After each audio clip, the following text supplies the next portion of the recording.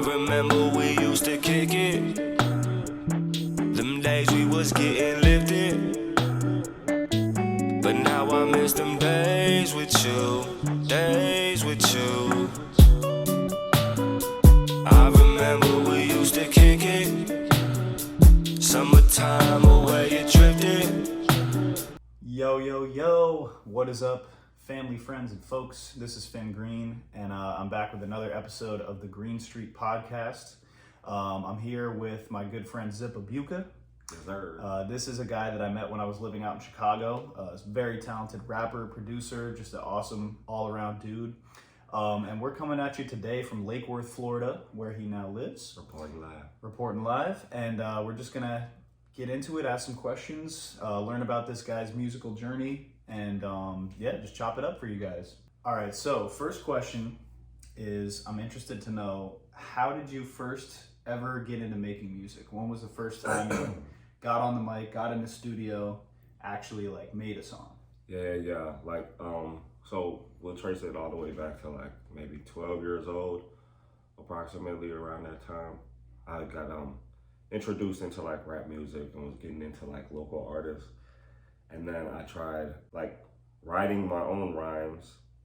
That was like the first occurrence. Afterwards, I started trying to find a way to record my own music. And that's how, like back in the days when we had like fat computers and we had the tower computers, old school Dells, I had found some random program that just allowed me to record.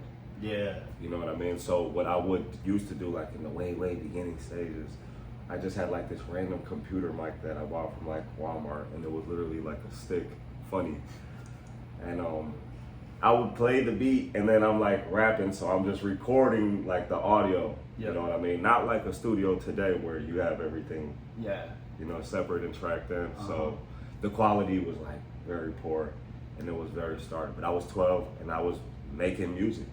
You know what I mean? Yeah. And I was just making these rhymes and I would rap over random beats that I would find on SoundClick or YouTube and be making random songs. Honestly, back then I would rap over a lot of other people's beats. That was more popular. Yep. So that's like, that's like writing, recording, and rapping. Like that's how it all started. Around 12, getting into rap music, get a janky little program and start making this like low quality poor music as a little kid. I think we all like had those phases of just using whatever we could get our hands on, like using programs that were just, whether it was GarageBand or just some random thing you didn't even know the name of, like what audio program can I use? How can I hit record? Like finding those bare bones basics. It's a big part of like everyone's journey. That one of these programs though that was like really game changer for me was this program called Mixcraft. And it's like a similar build to like Audacity. Yeah. You know what I mean? So like that's when I first got introduced to like multi-tracks and stuff like that. And then like from there I started getting into different like more industry quality type programs and stuff like that. So that first program though wasn't made for like making music at all. It was just like something to record audio. Gotcha. Like a voice recorder or like a sound recorder. And at this time that you're starting to get into music, let me know like who were some of your main influences, and also what was the scene like in Chicago at that time, as you were first starting to rap, maybe having friends who rapped as well. So like, what are your influences, and then how did that scene look as you were first starting to get into it? So like I was young, so very unknowledgeable and unbeknownst about all this stuff. But my dad is the one who put me onto a lot of Chicago artists that he knew were people who was local. So, like I said, I was 12, barely getting into my teenage years, and there was multiple Chicago artists, some who are still around and some who still make music. Like you got Big Easy, who's from Logan Square. He's an artist that everybody should basically tap into, and he's been doing this thing since then and still like going hard in the paint. You got other rappers that also were in that same area demographic. You got like Ace Mack. May have not heard of him. He's done things here and there as well, but solid on the mic. And then you got the whole 108, La Familia. Like back then when I was first getting into it, I feel like they was just getting started and they were sort of in their prime. You know what I mean? Like in that golden era. And then, you know, as time progressed, obviously things changed. Maybe the group broke up. Some of them may have passed away. But I feel like that was some of my main influences. Like, and those are local Chicago artists from Logan Square who are like on that Chicago time, repping hard, spitting hard. You know what I mean? Yeah. Like, that's inspiring, mad inspiring. And that's what made me really, really realize, like, I can do this too. Like, yeah. It's a powerful thing to see people actually kind of from your city, your neighborhood, like doing it rather than being influenced by like big celebrities who you have no kind of concept of their actual real life. Whereas you're saying like you're seeing these cats who are like you could run into them, you know, big facts. out in the neighborhood, like, and like still know them, and like anybody could. They could be outside. Like they used to be. Back then, this is like when people were selling physical copies of CDs and stuff. That was the popular hustling thing. their mixtapes. So they would literally be outside hustling. You know, you knew who was outside. Yeah, that's so dope. That's so dope because I think you're a little older than me, and my generation started to like just be on the internet, just be getting stuff from like artists that we had no idea who they were, like really beyond what we see on the internet, and we didn't have that like personal connection to it in the same way. So that's super dope to be influenced by like a rich music scene that's actually right there kind of in your backyard. Yeah, and to this day, like the Chicago music scene is still there. There's still like plenty other artists outside of the ones that I mentioned that are still, to me, influential and motivational, you know? So I definitely always veer back to that because that I feel like is more aligned with who I am. You know, that's where I come from. These are like people of the same walks of life like me, and that's just what we do. Yeah, you know? That's powerful stuff. Also, by the way, we are learning how to play the didgeridoo. That's the next agenda item. Mixtape coming soon. Mixtape soon. Obviously, over the years, I'm sure you've come a long way from that first microphone setup, just recording the beats. It's always a long journey as people like progress and learn more about how they can make their craft. And then I know you also produce music, you make beats. So how has that journey gone from like all the way back then to learning how to master FL Studio, make beats, make full songs? You've put out like multiple albums, tons of singles. Yeah. What's that journey like? I was 12 when I first started making music and stuff like that, you know, and when you're young coming up, like making beats, it's just, I don't know, not everybody wants to make beats, but what got me into it was not wanting to pay for beats, you know, because a lot of producers, they charge them like a lot of money for beats, and if you don't have money to be paying for beats, then you got to find a way to get some beats some other way. So that's why I wanted to create my own. That was at 14 when I got introduced to like FL Studio by my cousin Pimp. He showed me how to navigate through the program and stuff, and I started making beats that night. Like he showed me one time, I ended up with like 5 different beats that night, and I'm like, yo, look at these beats. And just like making these beats. But from the journey then to now, it's been way different. Because like, I just feel like the whole music industry has changed, you know. The like physical copies obviously isn't even a thing these days. So it's just changed a lot. Like you definitely have to be dropping your music on a digital scale and like be on some consistent stuff. And for somebody like me, it's just important to get my music out there and get it to people who want to hear it, you know. I feel like that's every artist's dream, is to be heard.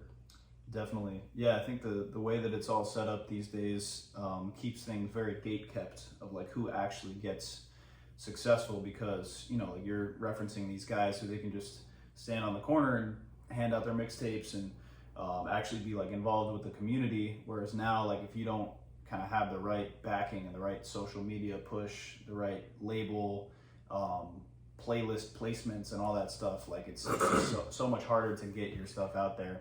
Yeah, and that's the same thing you're saying. Like if you don't have everything set up, like you have to really put your music in a way where fans can buy it just how they used to. But it's not always just that simple, you know. And especially for an artist who's learning how to navigate through it, like you got to find the right websites, the right ones that offer you a way to like get your money and get the best bang for your buck, or charge what you want, you know. Like Bandcamp is one. And then obviously like uploading your stuff through distro and these other distributions like TuneCore, like you can get money from it, but it's like way less Yeah. It's Very small pennies on the dollar. So the game has changed, like from what it used to be. It used to seem like, man, all I gotta do is make a mixtape, make a ton of copies, sell a ton of them, and I'm gonna make like $1,000, and then I'm gonna be up. Yep. You know, and nowadays, or like you get like, oh, I'm gonna sell all these mixtapes and create a buzz and like level up to the next level and try and get signed to a label. But nowadays, it's like you just try to create this buzz to become your own self, your own independent artist. Like you don't really, the dream these days isn't to be signed to a label. So now it's just about how stable I can be for the long haul, you know, by myself. For sure. You know? Yep. Yeah, the independence, the like autonomy that you can have as an independent artist, it's hard to achieve, but if you can do that, then you can basically kind of like fight against the industry standards to, you know, get it on your own, and you know, basically not be splitting down the profits, you know, with the manager and the label and every last other person that's making it possible for you to succeed. Yeah. And it's just like any entrepreneur, like entrepreneurship is like the tougher road. Anyone can probably go get a job and work for a company. Yep. But to do everything on your own, it's like, it takes a little bit more time, but it's probably more rewarding in the end. So we worked together on a EP titled Pulling Strings. And I thought it would be cool to just talk about that a little bit, like how we got to know each other and how that EP came to be. So basically, like my side of the story is that I was living in Logan Square in Chicago in 2020, I think it was, like the sometime in the winter of 2020 maybe. And I was just looking for people to collaborate with because it was COVID lockdowns and the world was just in a weird place. And I'd seen Zip's music and followed him over the years. We met through a mutual friend, and shout out to Moon Goldstein. Yeah, I was like, I need to make music with people. I'd started making some hip hop beats. I was starting to like really get into my hip hop bag a little bit more. And I was playing a lot of guitar at the time too. So we collaborated, and I came through, pulled up with the guitar, just started playing chord progressions. And Zip had FL up and ready to go and was just making beats around what I had played on guitar. And we came up with 2 songs, I think the first time, which was Working So Hard and Happy Medium. Mm-hmm. And we just kept hanging out, kept doing the same thing, me playing guitar, Zip making beats, and we ended up with a whole EP worth of material. So yeah, I'll let you speak on it too, but that's the origin story. Broski is an alien with it, so that's it's way different. And me personally, I don't even truly remember like the full origin of how we met. All I know is that I think I was in like some group chat online, added by somebody of like a coalition of artists, and you know, people trying to link up and like get everyone to like work together, and that's what I believe rooted us meeting. Like that led to something else that led to him somehow coming through to my house. Whatever, we talked, he's cool. But once he showed me his guitar playing skills, like that was on another level. And you know, when you got somebody like that who just can create something out of thin air, and then you're a producer like me who can also just like create something out of thin air, it's like it makes it very easy. Chemistry, you know, it's just like it's flowing. So that's how we was able to make music so easily and so quickly. Yeah, no, it just sort of locked in like right away. I don't remember. We could go make something right now. Yeah, we could make a song right now. It's just like it works. It works. The dynamic is like whatever the balance of both of our talents is, it just immediately kind of balances out to center, and we're just locked in. So yeah, I mean, it's been super sick to make music and also just like hang out. Yo, expect more to come. Yeah, I've been staying at Zip's apartment here in Florida for the past 5 days and just had such a good time. And it's a friendship and a musical relationship that's been very beneficial. So everyone go listen to Pullin' Strings and go check out what that collaboration sounds like. All the guitar stuff is me. All the remaining elements, the production side of it, percussion, all that sort of stuff, that's Zip. And obviously the vocals, that's him too. But yeah, go listen to that because that's something I think we're both pretty proud of. Expect more to come too. Yeah, more to come, definitely. This ain't it. And then finally, I just want to hear a little bit about how you feel like music plays a role in your life when it comes to expressing yourself emotionally, spiritually, creatively, and then also just how things have been since you moved down here to Florida, just settling in, and how music has been a part of your life in this kind of new era of being in a new place. Yeah.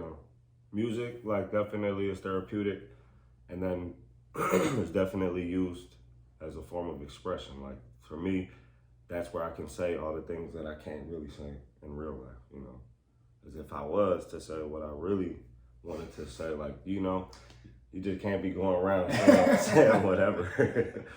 So you walk around all day with like this filter at work, this filter outside, this filter here, and then you're just like left with these thoughts still. You're just like, you know what?